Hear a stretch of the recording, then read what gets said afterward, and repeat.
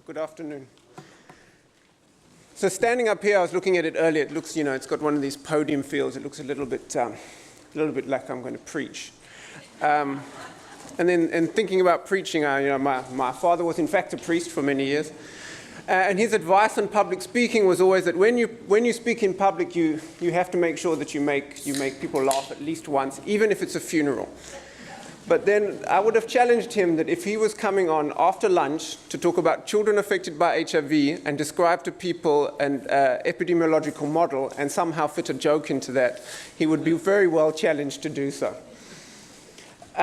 So in thinking about this, in terms of what it is, that we're doing here and what it is that we're talking about, I'll start off with perhaps what is the easiest point to say about building a model of predicting the impacts for... I'm too loud. No. Too...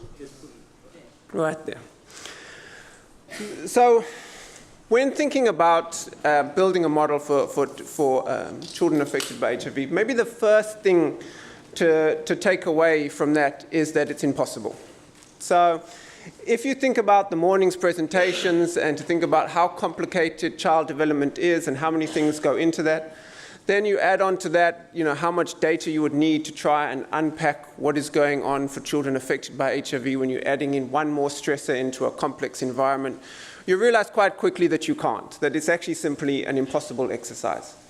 But when thinking like that, it doesn't mean that we should then stop and that this will then become a big hole in the program and that we haven't done anything.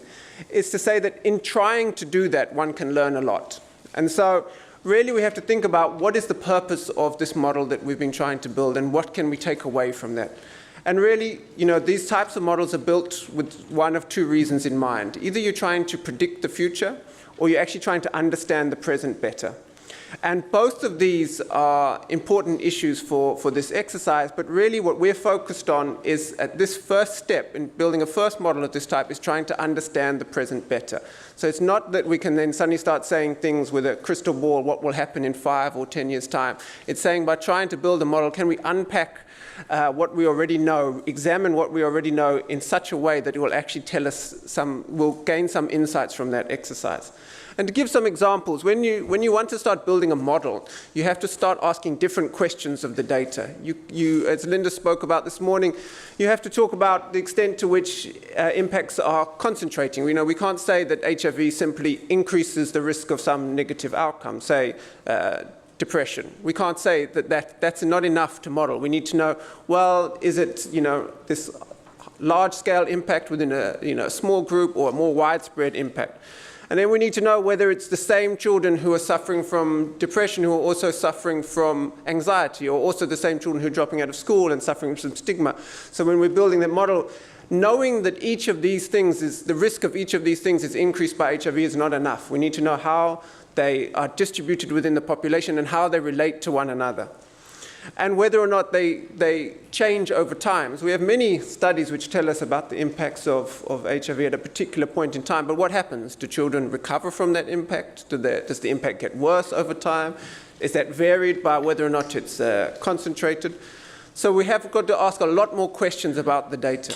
And then we also have to ask about the frequency of events. So we know that certain things will increase the risk of certain types of outcome, but how common is it for that event to happen? So knowing that it is linked is one thing. We need to know much more about that.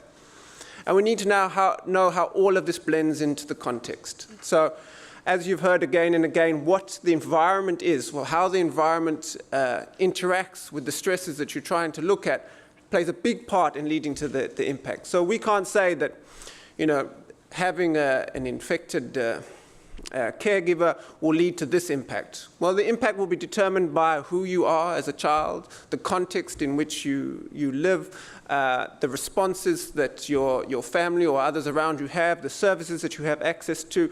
All of that shapes the environment, and we have to extract all of that from the available data in order to build a model. And it's actually that exercise of trying to look through the data in a different way and of trying to extract from that data in a different way which gives us most of our insights. The numbers and such which result illustrate some of that learning, but I wouldn't focus on the numbers themselves. What I want to take you through is a little bit about the process, and then we'll get to the numbers, but a little bit about the process and what we learned in doing that process. Because I think for myself, who's worked in this field for a long time, it was actually a very educational exercise to say, okay, we thought we knew this, but let's go and re-examine the data in a very careful manner, and so that we can put it into our model. And we realized, well, we weren't as clear about what we thought we knew before we started that exercise, and maybe we are clearer about some things which we weren't so clear on. But there are other motivations in doing this, and one of them is to provide alternative metrics. So we've characterized at the global level, the population level, the impacts of HIV on children in terms of orphaning. Now, losing a parent or two parents or a caregiver to HIV is clearly a serious outcome. And so it's something that one should keep a handle on, how many orphans there are. But it shapes the understanding of the epidemic in a particular way. It shapes it as something of loss, so that that we now must respond to orphans, respond to people who have already lost a parent. You have to endure some harm in order to qualify for the services which follow. That's not to say those children don't require services, but to say that to limit our understanding of the epidemic to orphans narrows what we're talking about. And perhaps we need ways in which to provide metrics to try and understand the population level impacts more broadly than having simply orphan numbers. And that's what we're trying to also get out of this model. So this model is really then a simplified version of reality. I mean, to try and model all the complexities that we've been talking about and all in one go is perhaps too much to ask. So as a first step, we've looked at modeling the impact of maternal HIV on children. Now, paternal HIV amongst within the extended family, HIV within the broader community, all have impacts on children. We've seen those from a number of studies. But the most evidence that we have, the large bulk of the evidence, is on maternal HIV and its impacts on children. So as a first step in building this model, we chose to focus on maternal HIV. So essentially we're asking, what is the impact of the maternal state, so whether or not they're HIV positive or not, and how healthy the mother is, or whether she's alive, combined with some key environmental factors, so the socioeconomic status of the family, the child's age, and gender. So that's the factors which we're considering in the model, which will affect the outcomes that we're talking about. And again, of course, these are simplified. There are a number of other factors which one could put in. We've put in those factors for which we have the strongest evidence. And we look at that in terms of the outcomes on which we have the strongest evidence. So what do these interaction of factors mean in terms of school enrollment, mental health outcomes, physical and emotional abuse, and sexual risk behavior, including sexual debut and condom use? So just to give you a simplified sense of the model structure, and I do this because I think there's a lot that we can learn from the way in which we had to approach this problem. The most difficult part of determining the risks for children and for predicting these outcomes was determining the risk environment within which a child is living. So a model of school enrollment, which I'll show you in a second, that's very simple. The child is either in the school or the child is out of the school. That's not a very complicated model. But that environment will be shaped, or the risk of that occurrence will be shaped by the environment in which the child finds itself. That's what's key, and that environment will change determined by the child's age. So basically what we have is, if you go from the one side to the other, you see, looking at it in a particular context, and in the model you can move between contexts, but we'll come to that. In the particular socioeconomic context we want to know at any point in time what is the status of the mother. So we've looked at whether or not the mother is HIV negative, whether she's positive but asymptomatic, whether she's symptomatic, on treatment, or has died. And what is that? That gives us a sense of the environment, which is shaped by all the factors which will influence maternal health. So whether that's HIV incidence, progression, diagnosis, treatment, adherence, and mortality rates. So anything which alters those then alters the maternal state, which alters the environment in which the child finds itself. So at any point in time, we need to know what is the situation with the mother. And then how does that play out for children of different ages and of different sexes in terms of the child outcomes that we're interested in? So the mother's state and the socioeconomic context, the child's gender and age are defining a risk environment in which the child operates. And that's where we then look at the models for child outcomes. But we know that outcomes become part of the environment. So once a child has suffered abuse, once a child has experienced a poor mental health outcome. Once a child has dropped out of school, that then becomes part of their environment. That's going to affect their risks in the future. Once you are out of school, your risk of abuse or your risk of risky sexual behavior is now increased because of that. Now, we're limited in terms of the data to the extent to which we can put this sort of feedback into the model. So as an example, we've looked at abuse as one of the strongest feedback mechanisms and the one which we can model at this stage given the data we have. So once a child in the model has been predicted to be abused, their risk of other negative outcomes, including poor mental health outcomes or sexual risk behavior, is increased because of this increase in abuse. So that is a feedback between abuse and the risk environment.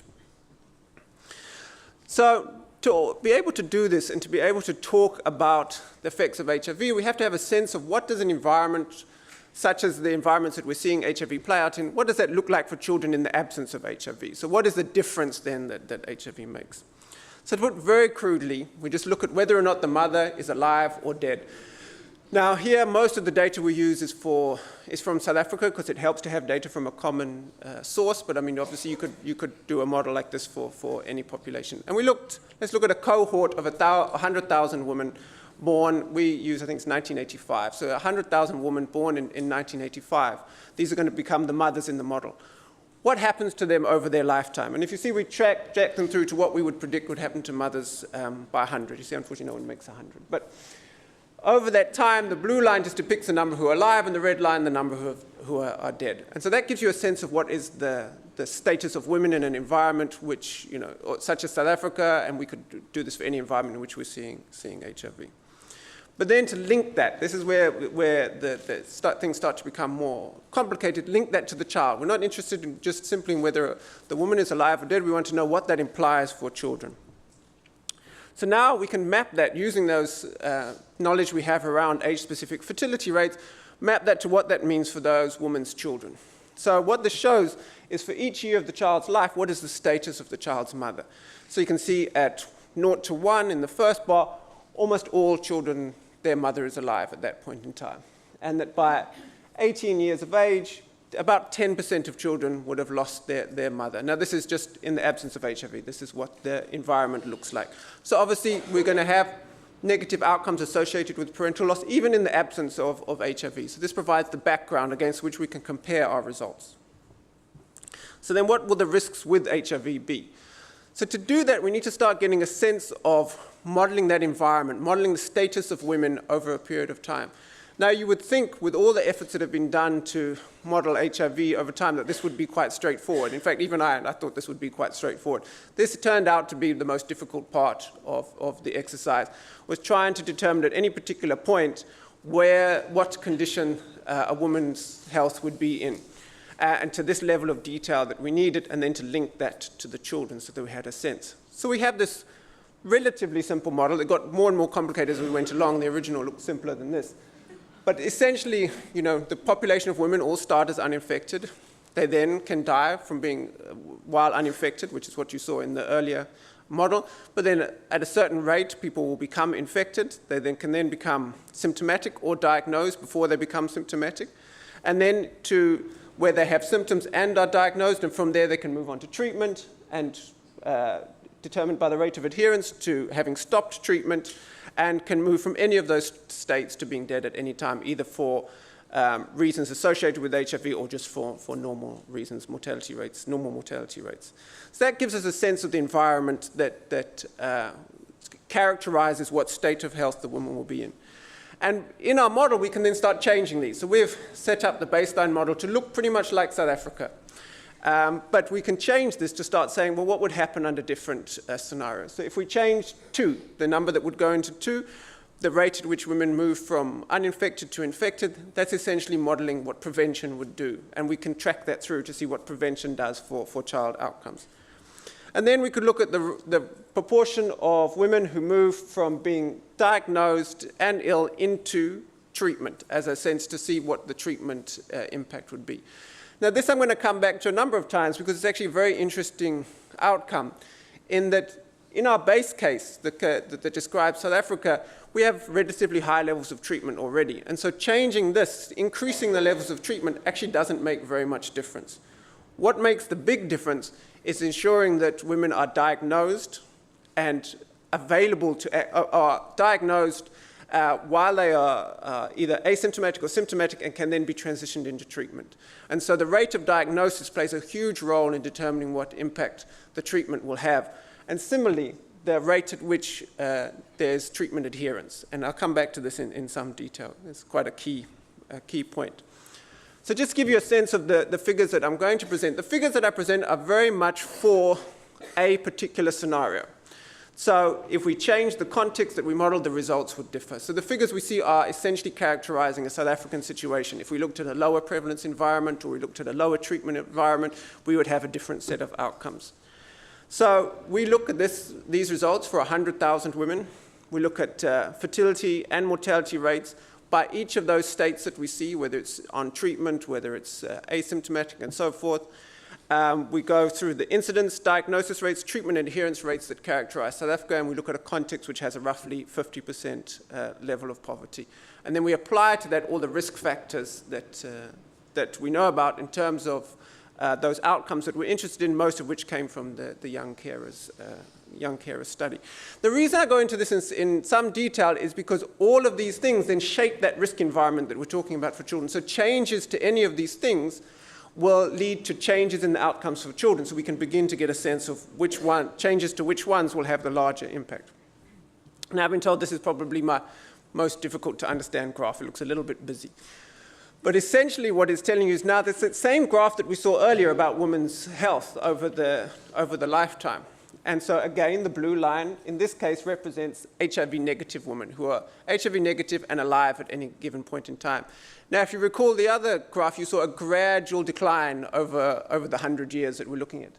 Here you see a rapid dropping off around 16 to 19. And to be clear, that's not because those women are dying. That's the point at which they move into one of the other categories, which is HIV positive, but asymptomatic. And so you see a rapid movement into that asymptomatic and undiagnosed group, which is the red line, which is then bumping up as a result of that. And then gradually you'll see a move with more and more women finding themselves on treatment at around 40, the 37 to 40, you see the peak of the number of women on treatment. So you're seeing a lot of action, if you like, going on between that ages of 15 and 45, which is where we know most of the impact associated with HIV occurs. And so you have these women are moving between these states, and as a result, you see a greatly increased level of mortality. And I'll show you some graphs later which directly compare the mortality so you have a sense. And the key then is to map that onto children's lives. So that gives you a sense of women, a cohort of women. We want to know what does that mean for children.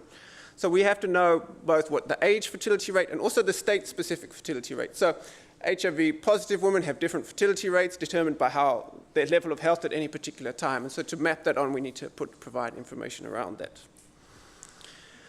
And so that gives us what is essentially our baseline scenario. This provides a sense of the environment in which children in a high prevalence setting are living in terms of the state of their mother's health. And so the bottom layer of blue, I think there's a pointer. It's too complicated for me. So the bottom layer of blue represents children living with an HIV-negative and alive mother at each particular year of their lives. So we've merged the two here. And this, in fact, is the most challenging aspect of the modeling exercise, to combine what we know about maternal health with what we know about fertility so that we can have a sense of where children find themselves at any particular point in time. So this is a cohort of children going through following their mother. And you will see that gradually the number who are living with an HIV-negative caregiver decreases over time. The red looks at the mothers who are asymptomatic and undiagnosed, and then the sort of orange color, the next big block, is looking at those mothers who are on treatment at any given point in time. And the top bars represent gradually increasing mortality. So if you recall, in the previous graph, we showed that roughly 10% of children would have lost their mother by the age of 18. Now, in this case, we see that that's increased to over 30%, but that's for both reasons. So mothers still die for reasons unassociated with HIV, and we haven't separated that out. We can, but deliberately didn't separate that out because we wanted to make the sense that we're trying to see how many children have lost a parent in this context. And then you see a relatively sizable number will be having a mother on treatment by that point in time. But what this makes clear is that the orphan number alone doesn't give you a sense really of what's going on. The orphan number alone only talks to the increase in deaths that are occurring. It doesn't talk to all of these other state changes which are occurring for a child or occurring for a mother and have implications for the child. And you see instantly, once you start looking at the state changes, you are brought back to earlier in the graph. So when you look only at mortality, we see that we're worried about something which is happening 9, 10, and upwards. That's when we see the high rates of mortality, the big increase in mortality. But when we're looking at transitions from being infected to becoming ill, to getting onto treatment, and to deaths occurring, that's occurring much earlier, so in the first 10 years of life. So already a different framing which talks about a broader definition than orphans alone pulls you to the earlier years to see where the activity is going on. So really that's what's now, this is the first half of that model. It gives you a sense of the mother's environment by, we know whether those children are male or female, and by their age, and that gives us a sense of each year what is the level of, what is the risk environment in which a child exists.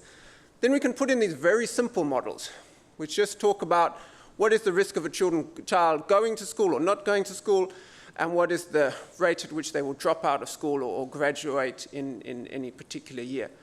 And see the numbers that we see labeled here, those rates can then differ, determined by the environment in which you are operating that model. So that environment is what's shaped by the mother's health, the socioeconomic context, the age, and the gender of the child. So what I really want to emphasize, and I'm going on it several times, is that the model for child outcomes is straightforward. What's tough is defining the environment. It's trying to identify the environment in which that model is playing out and how that environment will alter the rates that we see these occurrences occurring.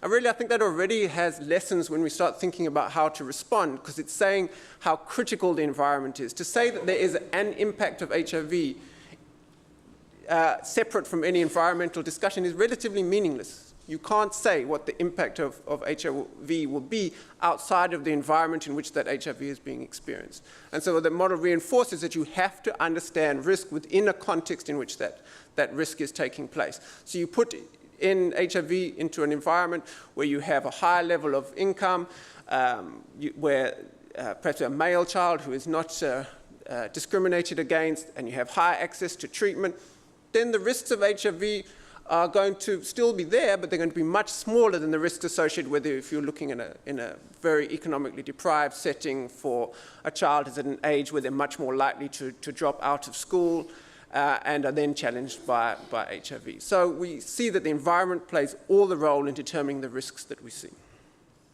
So to start thinking about what does that then mean? So we compare here the population level outcomes for our scenario which did not include HIV, and the population outcomes for the scenario that did include HIV. And I want to be clear about what that means. So we're saying that for the whole population, not just for children affected by HIV, but for the whole population, what does the introduction of HIV mean for the outcomes that we're looking at? Now, obviously, this is limited by the amount of data we have and the number of pathways which we are able to model, but starts to give a sense of how HIV, in terms of school enrollment, eats away over the years at the levels of the numbers of children enrolled in school. And it does so even at the population level. So we see the outer bar represents the no HIV scenario, and you see that one is always doing better. So HIV is having an impact on that.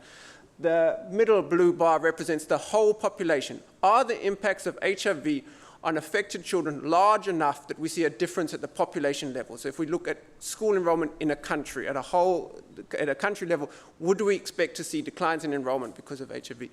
And the answer is here, you see that they're quite small, but they are there. And to have an impact at a population level is actually a very large impact to be seen. To have one factor, in this case HIV, playing its way through to having an impact at a population level means that the impact is a large scale and is significant. And that's when we saw earlier those numbers of children affected, that's what's really then driving it. You're looking at 35% of children in this scenario are affected by HIV in one way or the other, and that then you would expect to start having a population level impact.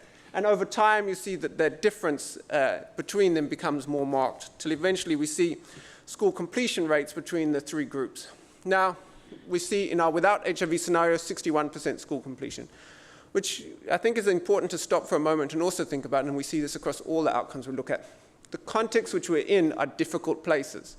So already, even before we thought about HIV, you're having only 60% of children completing school in the snow. And that's, that's in South Africa, and that's roughly what we see in South Africa. And in the rest of the continent, you'll actually see a much lower level of school completion, even before HIV is an issue. And so it's something we should always keep in mind. HIV then being introduced in the population, according to the model, we estimate that that would lead to a 4 percentage point reduction in school completion. Now, again, 4 percentage points doesn't sound huge, but we're talking about at a population level, a country level. If that were to play out in South Africa in the way in which we model, that would be 40,000 children dropping out of school, additional children dropping out of school each year.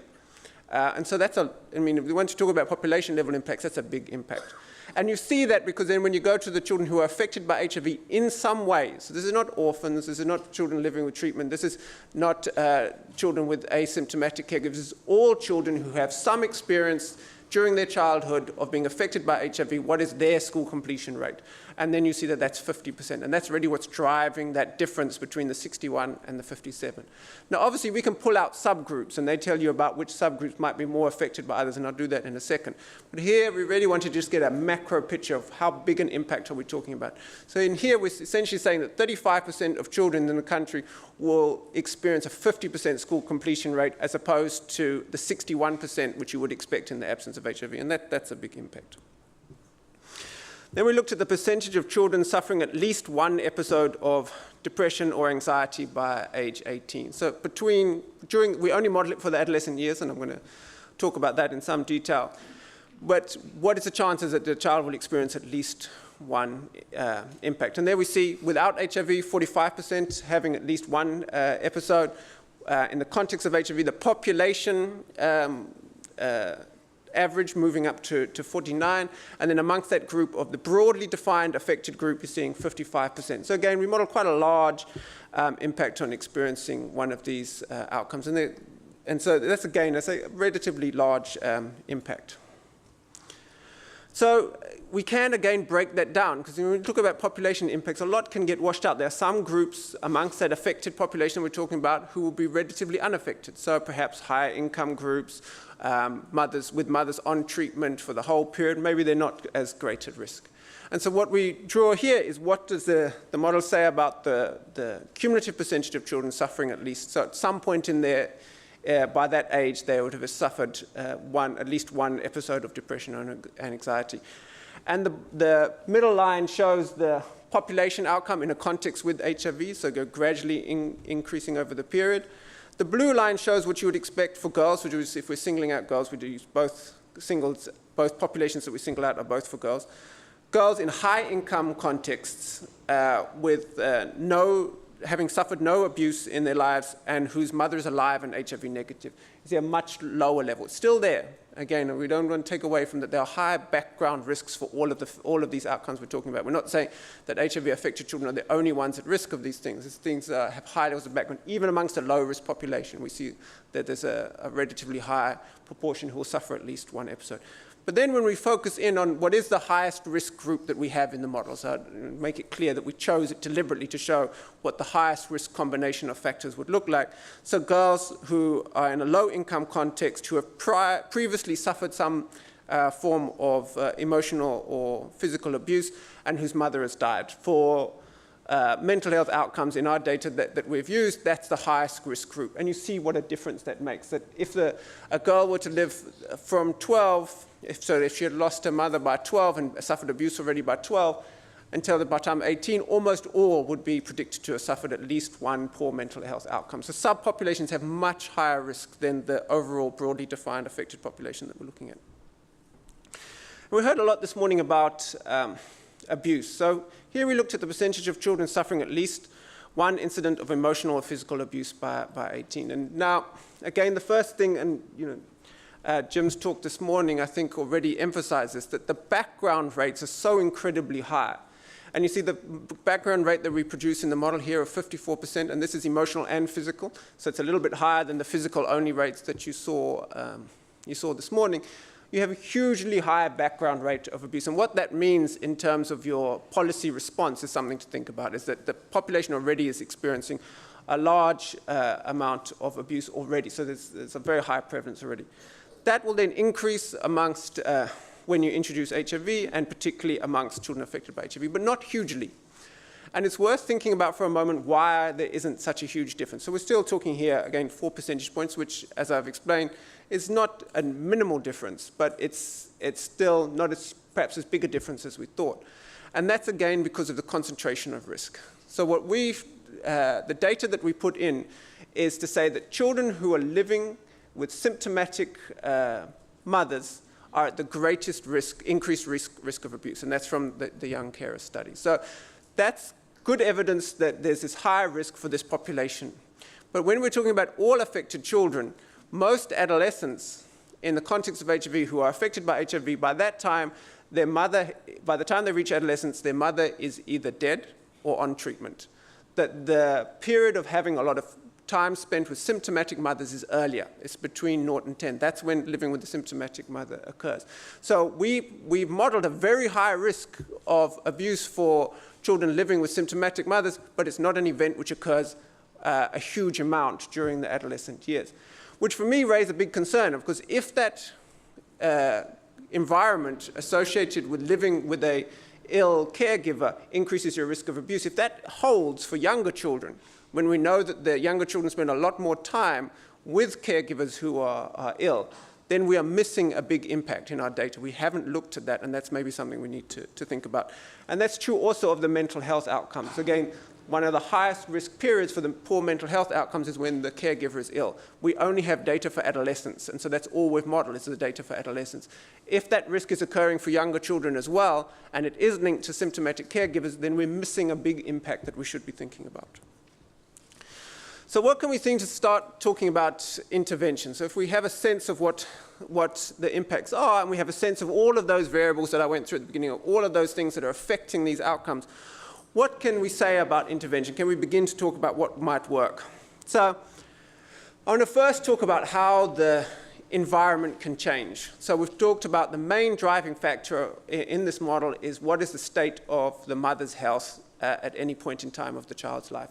So what are the things which can alter that state? And so if we look at prevention, we see instantly prevention obviously reduces the number of children who are affected by HIV. And that's common sense. And it's not very difficult to model. So if you have 1/3, which is what this is, 1/3 fewer infections, then you will have 1/3 fewer children affected by HIV.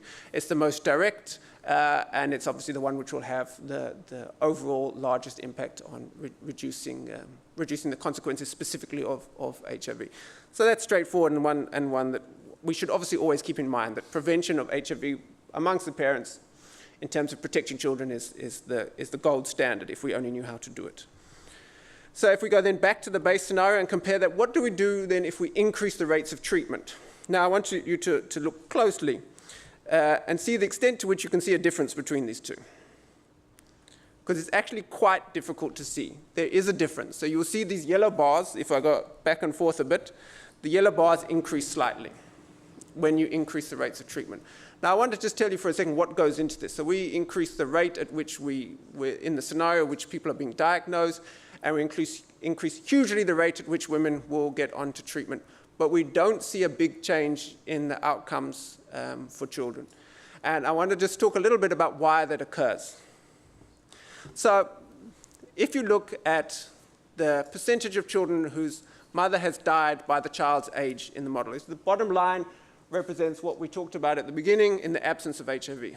Now, if we introduce HIV into the model, and this is not the base case, this is HIV with no treatment, because I said the base case is based on South African data, and so already we're saying that in South Africa we have very high levels of treatment, and so already the mortality has been brought down. So that is a difference in the percentage of children who will have lost their mother by age when you introduce HIV, high prevalence HIV into the environment. So you see a massive increase in mortality, particularly in the absence of treatment. So in our base scenario, you see that pulls it down, because that's the effect of treatment in the South African context. High levels of treatment pull that mortality rate down, and so already we're seeing a dampening. So all of those impacts that we've talked about, from school enrollment to mental health outcomes, are all based on a high level of treatment availability and a reduction in mortality. So in some sense, they're an underestimate of the effects of HIV, but they're a more realistic estimate of the effects as they are now, given that we have high levels of treatment. But then, we wanted to see, the extent to which these different interventions would change things. So we thought of an intervention which has incredibly high levels of treatment. So we really ramp up the treatment, and we see that's the reduction that we get. So it's quite a small reduction. Now, when we did this, it worried me. I thought, no, this model is not working. So, I got into several arguments over email with my programmer that he had made a mistake, that this was not working. I'd put treatment now to 95% of diagnosed mothers were receiving treatment. He said, well, they've got to get diagnosed first. I said, fine, I'll put the diagnosis rate up to 95%. 95% of women are diagnosed, and 95% of those women will end up on treatment. And this is the difference that I get. And after some time of sort of working through this and working through the calculation, we discovered that, in fact, I had to apologize to my programmer, but given that he had made enough other errors, I felt justified in having told him off about this one, which was, in fact, not a mistake. And so what's driving this is, contrary to most models, we're following a cohort. We're saying what happens to 100,000 women and their children over the lifetime of those children. And so we're following these people over time. Now, most models, they talk about the population. So what happens in South Africa, what happens in Mozambique, what happens in Rwanda with the population outcomes when we increase treatment. Now, what happens there is you continually have new people joining the population on treatment. And so you see the numbers of people on treatment is growing all the time as all these new people come into treatment, as people get infected and become eligible for treatment. Now, in our model, the people become eligible for treatment, they get on treatment, and then you have the problem of adherence. And it really highlights the problem of adherence when you follow a cohort. You're no longer following a population with these new people coming all the time. You're following one population, and it comes a point that there are not very many more people coming into that population because they've already got ill. And that all becomes about adherence. So we looked at a scenario and said, okay, what if we ramped up adherence to a very high level? Now, to be honest, it's a very high level that we had to ramp it up to, but just to give you a sense, we start seeing a similar reduction. And this is a higher level of adherence combined with that high level of treatment we talked about. That gives you the jump that we're talking about. That adherence to treatment matters hugely when you're following a cohort. Now, when you're talking about outcomes for children, this is where it becomes particularly marked, because the child, when we're looking at, will the child experience their mother's death during their childhood years, increasing treatment alone doesn't make much of a difference. I mean, it does from the no treatment at all. So introducing treatment makes a huge difference. But once you have high levels of treatment, to make the difference even more so, even to get us closer to the no HIV scenario, you have to have much higher levels of adherence. And it's worth thinking about what would it take to get those sorts of levels of adherence. And it got me and others, when we were discussing this, to start thinking about that the types of support you would need to see these levels of adherence are often the same types of support that you would need to support children in those households. So you're looking at a double benefit of adherence support. So you're looking at doing economic strengthening, perhaps, for the household, perhaps support to mothers or women who are suffering from mental health problems, support with other stresses in life, all of which would also strengthen the household for children. And so there's a very clear synergistic relationship here between supporting better outcomes for adherence and better outcomes for the child. And as a byproduct, you have a healthier mother, which also has better impacts for the child. But if we can also then look through what do some of these things mean in terms of the outcomes. So, we see if we took the outcomes on schooling with no treatment present, so it's a slightly larger impact than the one you've seen because that's already dampened by treatment. But so you've got an impact on schooling. Let's just mark that at 100%. So that's 100% of the impact that HIV will have on schooling.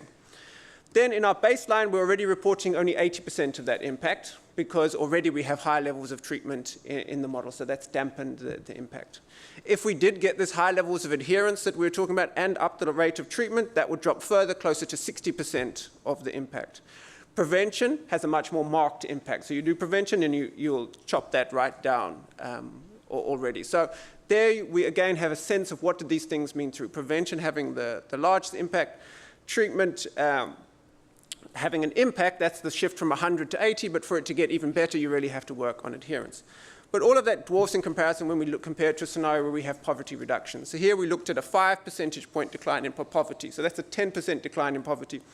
A 10% decline in poverty in our model is enough to reverse the population, not every individual, but to reverse the population outcomes for the population that we're modeling and improve them. So it says that if we include HIV, but also include a 5 percentage point reduction in poverty, which is a big reduction in poverty, we shouldn't pretend that it's not. So if we had a big reduction in poverty combined with HIV, we would still get better school completion on average than we would in the context without HIV. So it's a huge impact, and that's for two reasons. One is because poverty leads to such high rates of dropout anyway, and high rates of all the other negative outcomes we're doing. And so by taking that out for 5%, you're taking those, you're reducing those risk factors dramatically. But also because poverty and HIV interact with one another. So, as I said before, there's no impact of HIV. There's only an impact of HIV in context. So now we still have the same incidence, but for 5% of those children, we now have that HIV occurring in a non-poverty context, where before we were saying in a poverty context. And so if school dropout is increased by 1.5, then that's increasing from a much lower base when they're not in poverty. So you get a double impact, again, from the poverty reduction, which dwarfs anything else we see. Originally, I put in a 10% reduction in poverty, and it made the graph look silly. Everything else got too small. So, I mean, it really is a powerful impact that we see in terms of the model, in terms of what poverty reduction can do. Now, I want to talk a little bit about the limitations, because I think the limitations are also things that make us think about what we need to be looking at in the future. So, we don't include adult caregivers other than the mother. And that's, we know that there are other adults involved in the care of children other than biological mothers. And so to miss that out points to a big gap in the data, that we don't have good enough data on this. We do have some, but we need a lot of data to be able to model it. So we know that we're missing something. We have enough data to say that. We don't have enough data to actually include it in the model. And that can be quite a negative framing again. So I'm very cautious of, we talked about orphans. No one intended when they talked about orphans to say that you should only focus on children who've lost their parent. But by talking about orphans, that's what happened. And so we don't want to now talk about maternal HIV and say you don't have to worry about anyone else's HIV status. And so we need to be clear that we're needing to pay more attention to other caregivers and the role that they play, and to have a more holistic picture. There's other data limitations. So consequences of HIV exposure during pregnancy is something that came out of phase 1. So not infected but exposed to HIV as having potentially serious consequences. We don't have enough follow-up to know what that means over the lifetime of a child. And that's not something we can easily go and look to the rest of the child development literature in, because it's something very specific to HIV. So it's something we need more data on. Similarly, poor nutrition, child labor, and reduced access to healthcare, all evident in the literature. They are there, but not with enough detail that we can include them in the model. And then this point that I alluded to earlier, that the risks of abuse, depression, and anxiety are all in our model from 12 years and up. We essentially assume that children below 10 or below 12 are immune, because we don't have that data. But we know that these outcomes are linked to having a symptomatic caregiver, and we know that you are much, much more likely to have a symptomatic caregiver in the first 10 years of life than you are in the second 10 years of life. So this is a big concern. It's a limitation in the model, but I'm raising it because it's a big concern in our gap of understanding that we're talking about. So the impact of PMT-CT interventions on diagnosis, I just want to put out there was a limitation that we didn't have enough data to do this, but it actually, the way in which the model works, it doesn't affect the number of women who end up on treatment, just when they end up on treatment. So we only model the pathways for which we have evidence. So we are underestimating the impact. The more pathways we put in, the more impacts that we will see. So for example, the scenarios that I've presented are talking about how poverty and HIV interact, and that if you have HIV in your household and your household is poor, you will have greater risks of the negative outcomes. But HIV also increases poverty, and so there's another pathway. And so our model is set up to do that, and we actually have run some scenarios to see what difference that makes to the outcomes. But we don't have good enough data to make it part of the baseline scenario. So another area which has actually been studied in broader HIV research for a long time and is still a big hole is mainly because we don't know the distribution of infections within the population. Is it wealthier people who then become slightly poorer, or it's very complicated and no one's actually very clear on what's going on, and so that's a big gap. One thing I should note, which is not a limitation, but you may have noticed, is that our sexual risk outcomes that we talked about we haven't presented. And that's because we didn't find a big difference in them. And the reason we didn't find a big difference in them is because what drives our model in terms of the pathway to having higher risk sexual behavior is suffering from abuse. And as you saw, our increase in abuse was small, and therefore our increases in the sexual risk behaviors were small. But we wanted to leave that out for the moment until we can get some better data to talk about, are there these increased risks of abuse earlier in life, and are there other pathways to increase risk of sexual behavior that we need to be talking about? So I didn't want to present and say there is no difference in risk behaviors with an HIV and without HIV scenario. I just want to say that there isn't a difference with the pathways that we have included in this model. We add more pathways, we see more impact. So what are the implications of all that we've talked about?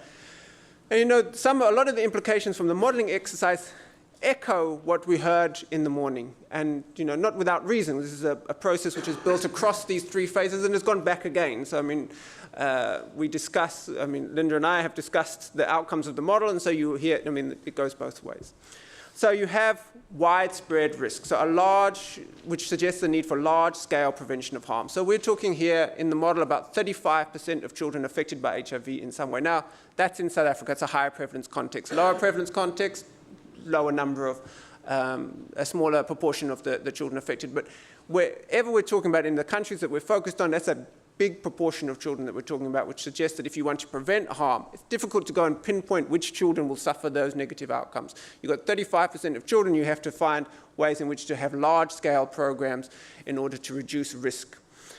But the outcomes of that risk tend to be concentrated and clustered and in smaller groups. And those outcomes which we've modeled are the serious ones, and that suggests that for those smaller groups, you need intensive targeted mitigation interventions. That having a smaller population with very serious outcomes, as Linda was talking about earlier, you can't come with a light touch intervention. In a way, we've often, you know, if we think about that period, we've been stuck in the middle a lot. We haven't done always so well on the large-scale prevention of risk, and we haven't had the interventions which are intensive enough to respond to a child who's experiencing a very negative outcome. We tend to have medium-sized programs which are not intensive enough to respond to the depth of the problem for the children who need it most, and are not widespread enough to necessarily cover the numbers of children that we're talking about who are at risk. So maternal infection, illness, and transition to treatment or death occur mainly in the first decade of life. Yet we've tended to focus on older children. Perhaps we need to have greater focus on affected families with young children. And so opportunity is clearly there for combined adherence and family support. And as I say, that would have the double benefit of keeping caregivers healthy and also providing the same types of support that the household needs in order to keep the child protected. You know, in discussing earlier, there are two things that, you know, we would really not dispute for most people. Most people, unless they have serious mental health problems or substance abuse, most people want to stay alive and they want to take care of their children. It's not very debatable that that is what the vast majority of people think about. They would like to stay alive and they would like to take care of their children. If they are not adhering, or if they are not taking up treatment, or if they are not doing things in order to protect their children, something is seriously wrong. Asking them to count their pills to see whether or not they've adhered properly is unlikely to address something which has caused them to endanger their life and the well-being of their child. There's clearly some more intensive interventions required to support adherence, and those same intensive interventions would be the ones that you would want to support children. So understanding what it would take to do that is, I think, a critical area that the model highlights as being important. And of course, because I'm a researcher, I always want more data. And so we need longitudinal data if we're to get a better handle on what exactly is going on. We need to track larger groups of children over time, and particularly children in younger ages, so that we have a sense of what's going on there, and also children who are living with adults on treatment. We know that treatment improves some of the outcomes. We would really expect that, but by how much? We've had to make some fairly big assumptions because we didn't always have good enough data to know by how much. We need to know how much treatment improves, and does it differ by different types of outcome? So does it make a big difference to the economic pathway so that children go back to school or aren't involved in child labor? Does it also make big difference for the mental health outcomes? We don't have a good sense of how the impacts of treatment vary across the different outcomes that children are experiencing. And that's a big hole in our understanding. Thank you.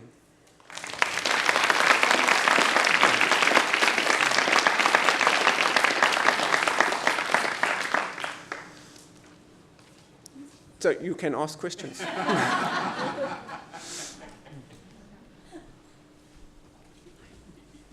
Okay, hi, thank you so much for that. That was outstanding. I'm Daniela Ligero. I'm a Senior Gender Advisor at the Office of the Global AIDS Coordinator. One question I had was around, when you defined abuse, you talked specifically about physical and emotional abuse, and we know that in South Africa, sexual violence is a huge issue, and we heard from Jim's presentation earlier that girls are especially at risk for sexual violence. And so I was wondering if that's something you considered including in the model and looking at how that affected some of the outcomes. Thanks. Thanks. That's a point I should have made, so thank you for that. I mean, what the issue is that sexual violence, one, and Lucy is from her data, so she can correct me if I'm wrong. One, the impacts of HIV on the risk of sexual violence are one of the biggest impacts. You know? You see a big increase in the risk of sexual abuse. And so originally that's what we intended to include. But to include it in the model, we have to have a sense of how that rate differs for boys, for girls, and by age, and by poverty. And so we have to have data on a sufficient number of children who have experienced sexual violence to have a sense of what that distribution across those different categories is. And I guess thankfully, in the sense that despite Lucy having a large data set, we didn't have enough cases of sexual abuse in order to include it in the model. But it's a big limitation because, one, it's a risk factor which is a risk which is greatly increased by HIV, and two, it's one which is very linked to risky sexual behavior later on. And so by leaving it out, as I say, we've only modeled the pathways for which we have data. So by leaving it out, we've missed out a very important pathway to risk of future HIV. And with larger longitudinal studies, we would hope to have more evidence to include that. But we would love to include it. It's a critical pathway that's missing at the moment. Hi, I'm Gretchen Bachman. Nice to meet you, Chris, from USAID. And my question is about your adherence assumptions. What assumption you put in the model to get that black line, and how that compares to what is most likely to be seen in a high treatment scenario like South Africa? Mm-hmm. So, firstly, maybe to start with what adherence is in there to start with. So, South Africa, we are quite fortunate in terms of data in a high prevalence context. We have more data than pretty much anyone else does. And so while the rest of the world has these very generic models of HIV, we have a model built to look at the impacts of HIV called the ASA model, which is specifically developed for South Africa. And the people who run that model spend a great deal of time calibrating that model. So we have vital statistics on how many people died, and we check whether or not the model is producing the numbers and the patterns of death that we see in those statistics, and we know what number of people are in treatment, and we can see what. So they spend a lot of time getting that right, and we very kindly, we just go and plunder their database, and we take the assumptions that they make about adherence, which they've made in order to fit what they are seeing occurring in the country. And so they've got about a 4% a year loss on adherence, which is quite low if you think about it. But as I say, over time that erodes. To get the impact we see there, we're dropping that to 1%. So to get 1% is, I would guess, near impossible. But I wanted to make the point to set the bar high, to say that we have to really ask what it requires to get that very high level of adherence if we're going to see impacts on children. Because when you do these population models of treatment, because there are so many new people joining the treatment population every year in your model, adherence assumption of 4 or 1 doesn't make much difference. You don't see it. But when you track people over time to say, will these women still be alive when their child turns 18? Now, if you think about these women are being infected at between 15 and 25 for the most part. They're having children between 15 and 25, same cause.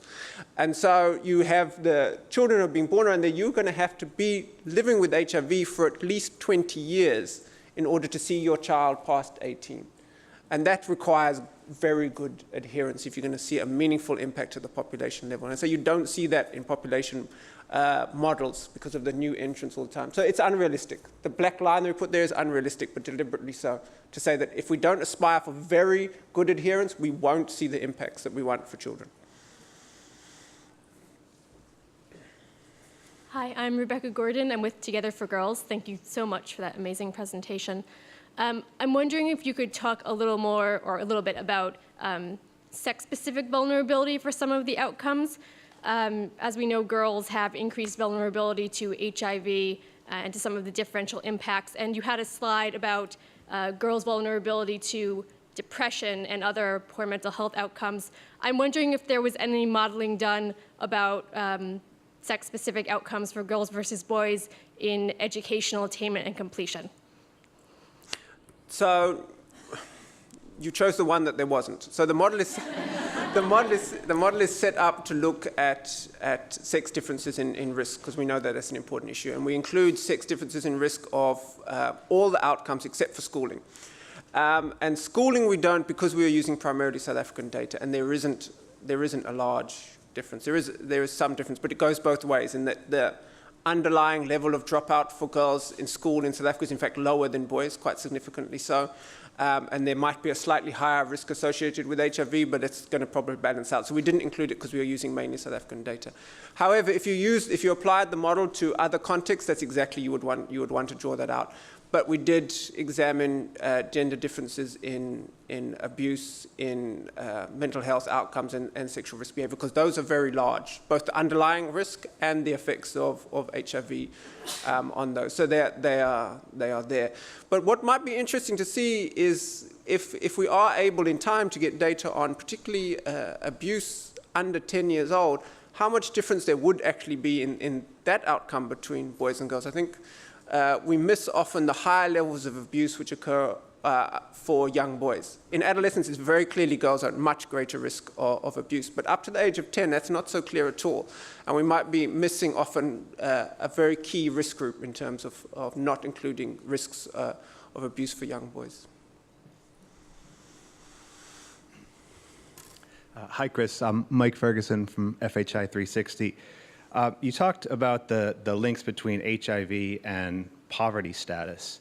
But one thing I wasn't clear on is, in that series of outcome comparisons you made, like the three-part comparisons with the no HIV population level and then maternal affected HIV, were you correcting for poverty levels in making those comparisons? And you're nodding your head. I think I have a follow-up question, but can you answer that first? Yeah. To the extent that we know how HIV is distributed across socioeconomic groups, we can. So the model is set up to do that. We don't have good data on how HIV is distributed between poor and non-poor. As I say, there's data that's thrown around about it, but it tends to be quite poor. And so we know that, in fact, HIV prevalence in South Africa probably peaks not amongst the poorest. It's somewhat higher. And so we don't make huge adjustments for that because we don't have good enough data. What we do make adjustments for is that the background risk of poverty, so that most of the children who are dropping out of school because of HIV in the model are also poor, because they have higher background rates, which then are inflated to very much higher rates because of HIV. So there's that interaction. But in terms of whether or not HIV is more prevalent amongst the poor, we don't have good enough data in South Africa to do that. And I say we have now run scenarios where we look at whether or not HIV increases the level of poverty, and that increases, the scenarios we've run increase or decrease the school completion by 1 or 2 percentage points. Yeah, my follow-up question was, to the extent that you are correcting for poverty, it's very complicated because poverty is both a cause and an effect of HIV. So, how do you deal with that from, an analysis point of view? We can then, the interesting thing with models is, I always say to people that economists are never wrong. And so the reason economists are never wrong is because we say, if this, then that. And that's true. The fact that the if never happens and the then never happens is irrelevant to us. We just merrily go along in our own worlds of where these things happen. And so what that does allow is to say, if these links do occur in the way in which we think they do, how does changing our assumptions about them change the final outcome? So that's one thing that the model is useful to look at. So, for example, we haven't looked, as I say, in the South African data on whether or not HIV, if we said HIV was more concentrated amongst poorer in the country, would we see a larger impact? And so we would now be able to do that in isolation from saying, well, what if we include HIV increasing poverty as well? So it allows you to look at changing one thing at a time, which you could never do in the real world. But it's, of course, limited by the extent to which we have data on that occurring.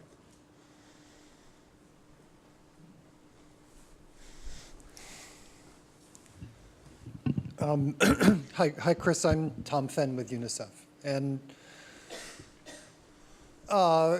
listening to what you said, and I'm trying to put this together with what do I think I've learned today so far, and one thing I think that I've heard over and over is it's okay to spend HIV money fighting poverty and stopping violence, because those have HIV-related impacts that we've seen. It's good to spend HIV money on prevention, partly because of the difference in the charts that you saw. Where I'm a little surprised and a little stuck is what I think you basically described as the lack of impact of treatment. So when you had your lines up there, sure, there was that difference. The black line was certainly lower, and that was a good thing, but there's a huge difference in the model between the black line and the no HIV population, even when you've completely scaled up treatment and adherence.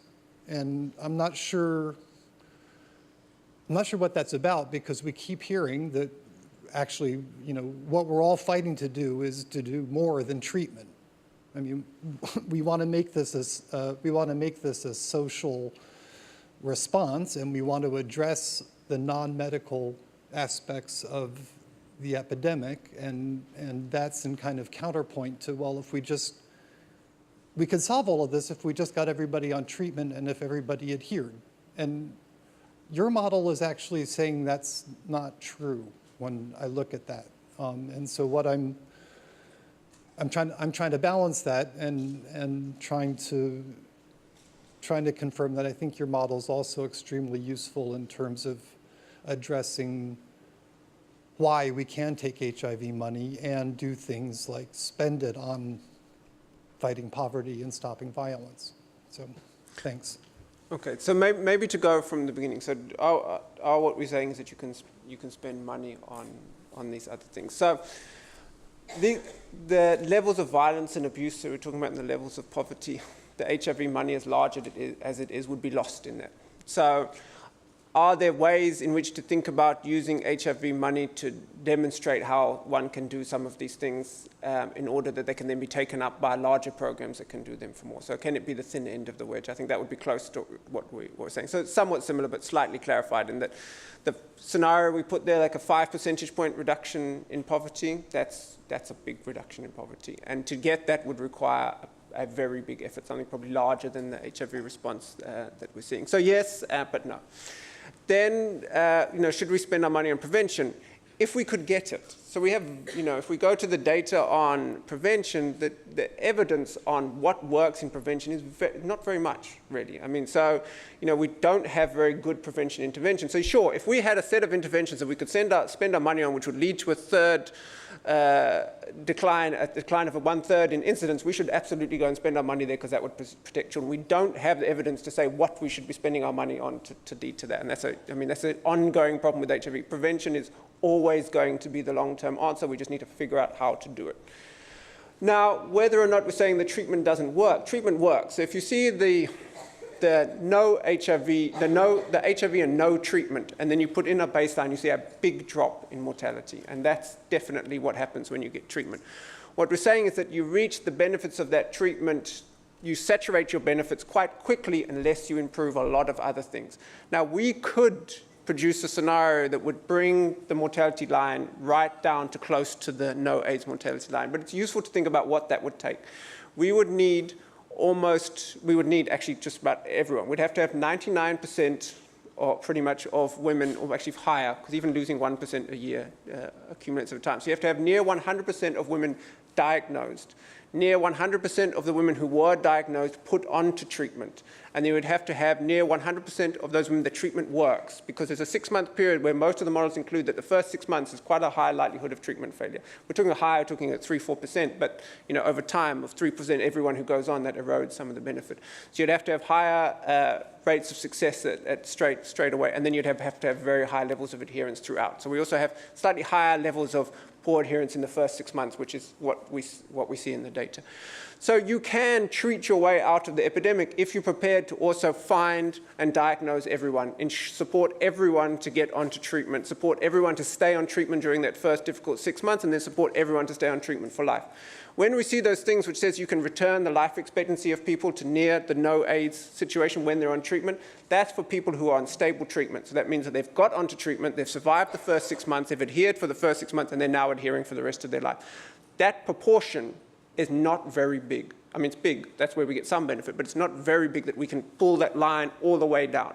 So it's an interesting exercise to think what it would take to treat our way out of this, and it would take a whole lot more than widespread availability of drugs. That's what we would be saying. I think we're running out of time, but Lucy, seeing as we used all her data, gets to ask a question. Well, it's a quick one, and one that I think Chris and I will have to work on. I was really struck by Daniela's question about including sexual abuse. And I think one of the reasons that it's really important and that we shouldn't have left it out of the model is because of the massively higher impact we see of sexual abuse on HIV risk behavior. So we see about a 3 to 4 odds ratio of increased levels of risk behavior for physical and emotional abuse. You've got a 3 to 4 times the odds of having HIV risk behavior. But for sexual abuse, that's a 12 times higher odds. So we shouldn't have missed it out. And I've been thinking that I think there is a way we can expand that. We can use the national sample rather than the longitudinal sample, and we should have the numbers. So hold on for 6 months. We'll get that to you. Thank you. I think we're done. Thank you very much. Thank you.